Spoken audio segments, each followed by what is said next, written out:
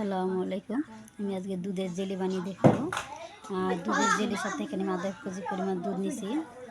আর এখানে আমি সাবু নিয়ে নিছি। এটার সাথে আমি অ্যাডজাস্ট করে মিলাই দিব। এখন আপনারা তো জানেন যে দুধ গরম হওয়ার আগে আগার আগার পাউডারটা দিয়ে দিতে হয় জমাট বাঁধার জন্য। এই জন্য আমি আগার পাউডারটা আগে দিয়ে দিলাম চুলা জ্বালার আগে। এটা ভালো মতো মিক্সার করে নেবেন দুধের সাথে। আর আমি সাবুটা সুন্দর করে আগে ফুটিয়ে নিয়েছিলাম, সুন্দর করে এটার সাথে মিক্সার করা হয়ে গেছে। আমি এখানে এক কাপের একটু কম হবে আমি চিনি নিয়ে নিছি। আপনারা যে পরিমাণ মিঠা খাবেন ওই পরিমাণ দিয়ে দিবেন। আমি ওরকম পরিমাণে দিয়ে দিতেছি। এখানে আমার দুটো জাল করা হয়ে গেছে। আমি এখন এটা ঢেলে দিব। এটা বেশি সময় নিলে এটা জমে যাবে।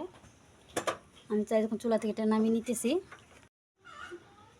চালু করে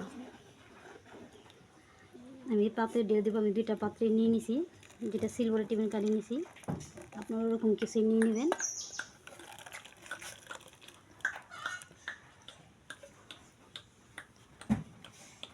এটাকে কিছু সময়ের জন্য এবার আমি 20-25 মিনিট মতো এরকম রাখবো। আপনারা চাইলে তো এর আগে জমা করতে পারে বা চেতে পরও। দেখেন আমার দোনোটা জেলি পড়ে গেছে। এই যে আমি এটাও পরে গেছে।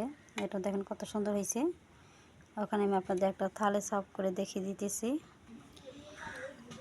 এই যে দেখেন জেলটা আমি এগুলোর উপরে আপনাদের দেখছেন যে আমি এটার উপরে দানা এগুলোকে আগে সিদ্ধ করে নিয়েছিলাম। এই জন্য এটাকে এখন দেখা যাচ্ছে সাবুর দানাটা সুন্দর। এটা আমি দুধের জেল বানালাম সাবু মিক্সার করে। আর আরেকটা এইভাবে এখন কাটি নেই। এটা আমি আপনাদের এমনি বাটিতে তো একবার দেখালাম, তারপর আরেকবার দেখিয়ে দিলাম। আজকের আপনাদের যদি এটা দেখে আমার ভালো লাগে তা সাবস্ক্রাইব করে সবাই আমার পাশে থাকবেন। আপনাদের ভালো লাগার জন্য এটা করা। আর আপনারা আমাকে সবাই দোয়া করবেন আমি এইভাবে যেন আপনাদের জন্য নিত্য নতুন আইটেম নিয়ে আসতে পারি। ভালো থাকবেন, সুস্থ থাকবেন। আজকের মতো এখানে, আল্লাহ হাফেজ।